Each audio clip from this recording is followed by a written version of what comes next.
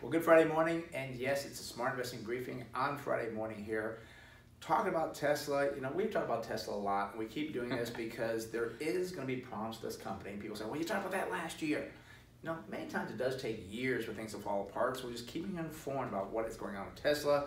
Let's talk about Tesla stock falling on the Model 3 news and the unprofitable Q1 that they're not supposed to have. They must have said they wouldn't have, now they're going to have it. Yeah, I mean, the Model 3 news, we were saying, isn't that what's supposed to happen when they first announced the Model 3s, that they're actually making $35,000 Model 3s now?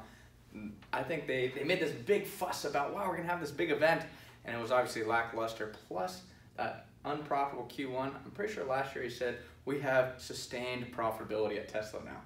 Doesn't look like it. Yeah, two quarters is not sustainable. Yeah, sustained means keeps going.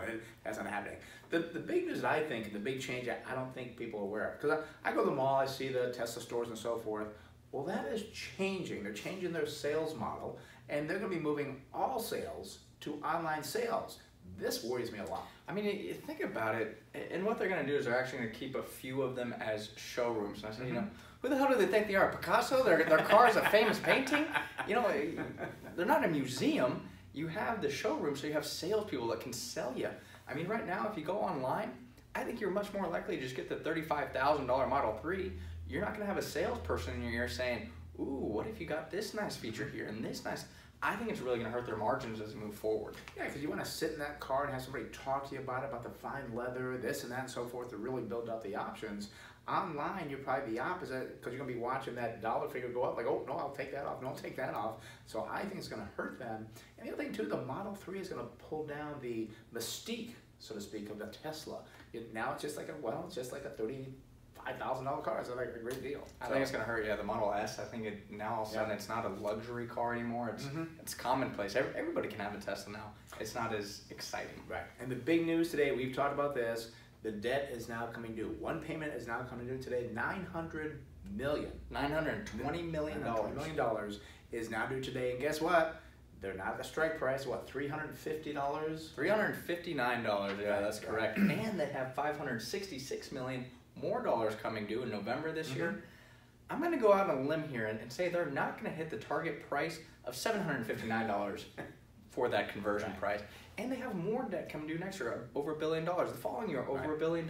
They have over $11 billion of debt on the balance sheet and just $3.6 billion of cash.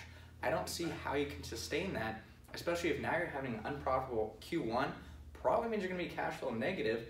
Plus, they're taking on $2 billion to build a factory in Shanghai. I'm just going to step out. I know, I'm sorry. I just got all these facts. I know. It is. Well, you know how much I just hate Tesla. Well, I like the car. It's a good car. Yeah. It's an